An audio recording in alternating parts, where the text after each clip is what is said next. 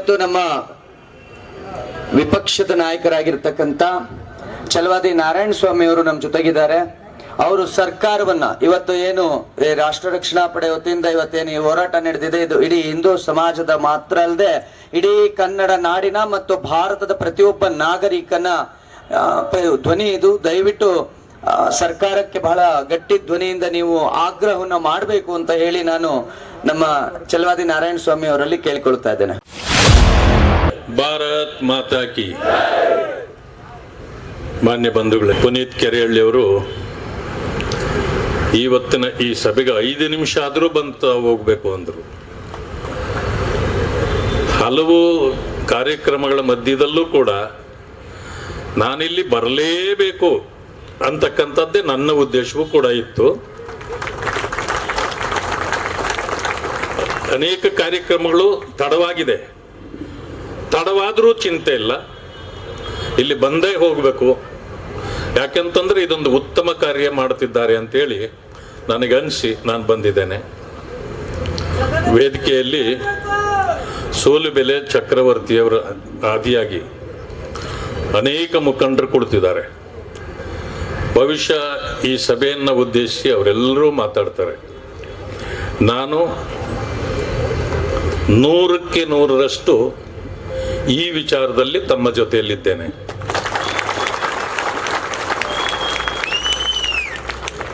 ಇದು ಹೊರಗಡೆ ಮಾತಲ್ಲ, ಒಳಗಡೆಯೂ ಕೂಡ, ಅಂದ್ರೆ ಸದನದ ಒಳಗಡೆಯೂ ಕೂಡ ಇದರ ಪ್ರಸ್ತಾಪವನ್ನು ನಾನು ಮಾಡಲಿಕ್ಕೆ ಬಯಸ್ತೇನೆ.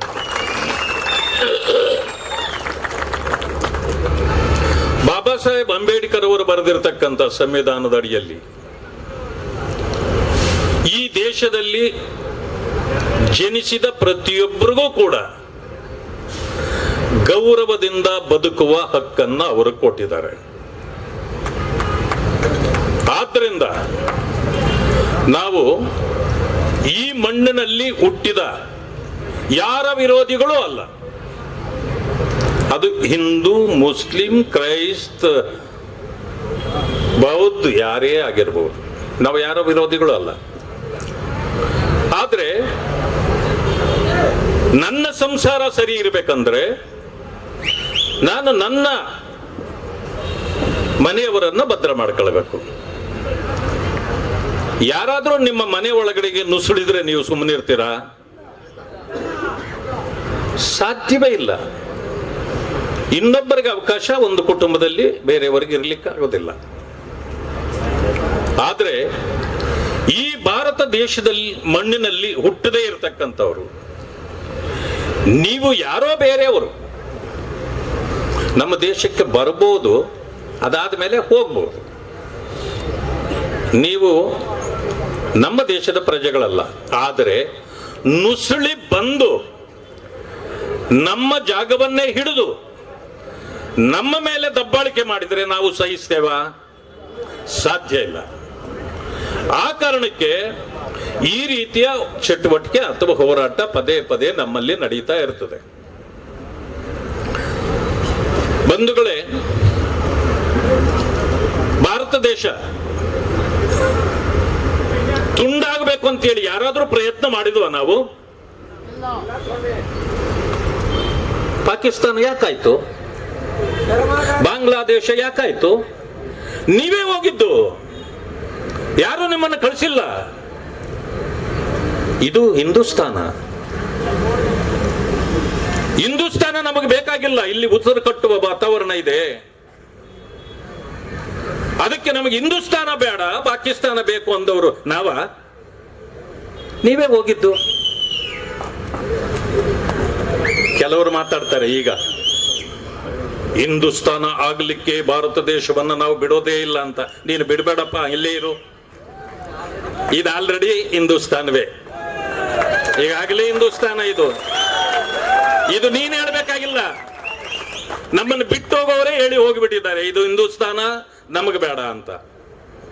ಮತ್ತೆ ಓದೋರು ಯಾಕೆ ನೀವು ಕದ್ದು ಕದ್ದು ಒಳಗಡೆ ಬಂದಿದ್ದೀರಿ? ಈಗ 60-65 ವರ್ಷಗಳು ಈ ದೇಶವನ್ನ ಆಳಿದವರು ಈ ಮಾತುಗಳನ್ನು ಮಾತಾಡ್ತಾರೆ. ಅಷ್ಟು ಮಾತ್ರ ಅಲ್ಲ, ಭಾರತ್ ಜೋಡೋ ಭಾರತ್ ಜೋಡೋ ಮಾಡ್ತೀನಿ ಅಂತೇಳಿ ಪಾದಯಾತ್ರೆನೂ ಮಾಡ್ತಾರೆ. ಅದು ಯಾವ್ಯಾವ್ದು ಜೋಡು ಮಾಡ್ತೀರಿ? ಪಾಕಿಸ್ತಾನ ತಂದು ಭಾರತದಲ್ಲಿ ಜೋಡೋ ಮಾಡ್ತೀರಾ? ಬಾಂಗ್ಲಾದೇಶ ತಂದು ಜೋಡೋ ಮಾಡ್ತೀರಾ? ನಿಮ್ಮಿಂದ ಇನ್ನು ಆಗದಿದ್ದ ಕೆಲಸವನ್ನ ವ್ಯರ್ಥ ಪ್ರಯತ್ನ ಜೋಡೋ ಮಾಡಕ್ ಹೋಗ್ಬೇಡಿ. ಇದು ಜೋಡೋ ಕೆಲಸ ಅಲ್ಲ, ಇದು ತೋಡೋ ಕೆಲಸ. ಈ ತೋಡೋದನ್ನ ನಾವು ಒಪ್ಪೋದಿಲ್ಲ. ಪಾಕಿಸ್ತಾನದಲ್ಲಿದ್ದ ನಮ್ಮ ಹಿಂದೂಗಳ ಗತಿ ಏನಾಯ್ತು? ಸ್ವತಂತ್ರ ಪೂರ್ವದಲ್ಲಿ, ಸ್ವತಂತ್ರ ಬಂದಾಗ ಎಷ್ಟು ಪರ್ಸೆಂಟ್ ಇತ್ತು? ಇವತ್ತು ಎಷ್ಟು ಪರ್ಸೆಂಟ್ ಇದೆ? ಅವರಿಗೆ ರಕ್ಷಣೆ ಕೊಡ್ಲಿಕ್ಕೆ ನಿಮಗೆ ಆಗಿದೆಯಾ? ಬಾಂಗ್ಲಾದೇಶದಲ್ಲಿ ಇವತ್ತು ಹಿಂದೂಗಳ ಮೇಲೆ ಇಷ್ಟೊಂದು ದರ್ಪ ನಡೀತಾ ಇದೆ. ಹಾಡು ಹಗಲಲ್ಲಿ ಬೀದಿಯಲ್ಲಿ ನಿಲ್ಲಿಸಿ ಹಿಂದೂಗಳನ್ನ ಕೊಂದಾಗ ಕಾಂಗ್ರೆಸ್ನವರೇ ನೀವೇನು ಮಾಡ್ತಿದ್ರಿ? ಜೋಡೋ ಮಾಡೋರು ಅದನ್ನು ಮಾಡಬೇಕಾಗಿತ್ತಲ್ಲ. ನಮ್ಮ ಮನೆ ನಾವು ಕಟ್ಟಿದ ಮೇಲೆ ಒಂದು ಕಾಂಪೌಂಡ್ ಅಂತೂ ನಾವು ಹಾಕೇ ಹಾಕ್ತೇವೆ. ಅದೆಷ್ಟು 30-40 ಸೈಟ್ ಇರಲಿ, 46 ಇರಲಿ, ದೊಡ್ಡದಿರಲಿ, ನಮ್ಮದು ಅಂತ ಭದ್ರ ಮಾಡ್ಕೊಳ್ಳಿಕ್ಕೆ. ಈ ದೇಶಕ್ಕೆ, ನಮ್ಮ ದೇಶಕ್ಕೆ ನಾವು ಕಾಂಪೌಂಡ್ ಹಾಕ್ಲಿಕ್ಕೂ ಕೆಲವರು ಬಿಡ್ತಾ ಇರಲಿಲ್ಲಲ್ಲ. ಅದರಿಂದಲೇ ನುಸುಳುಕೋರರು ಬಂದಿದ್ದು. ಈಗ ನನಗೆ ಅನಿಸಿದ ರೀತಿಯಲ್ಲಿ ಕರ್ನಾಟಕದಲ್ಲಿ 23 ಲಕ್ಷ ನುಸುಳುಕೋರರಿದ್ದಾರೆ ಅಂತೇಳಿ ಕೆಲವು ವರದಿಗಳು ಬರ್ತಾ ಇವೆ. ಈಗ ನಮ್ಮ ಜನರಿಗೆ ಪ್ರಜ್ಞೆ ಬರ್ತಾ ಇದೆ. ನಮ್ಮವರು ಎದ್ದು ಇಲ್ಲಿದ್ದಾರೆ, ಅಲ್ಲಿದ್ದಾರೆ, ಅವ್ರನ್ನ ಓಡಿಸಿ ಇವ್ರನ್ನ ಓಡಿಸಿ ಅಂತ ಶುರು ಮಾಡಿದ್ದಕ್ಕೆ ಆಡಳಿತ ಮಾಡ್ತಾ ಇರ್ತಕ್ಕಂಥ ಸರ್ಕಾರ ಅಲ್ಲೇ ಅಷ್ಟಿಲ್ಲ ನೋಡಿ. 50 ಜನ ಇದ್ದಾರೆ, ಇಲ್ಲಿ ಸಿಕ್ಕಿದ್ರು, ಅವ್ರನ್ನ ಕಳಿಸಿದ್ರೆ ಅಲ್ಲಿಗೆ ಆಯ್ತಾ? 50 ಜನನ ಹೊರಗಚ್ಚಿದ್ರೆ ಅಲ್ಲಿಗೆ ಇನ್ಯಾರು ಇಲ್ವಾ?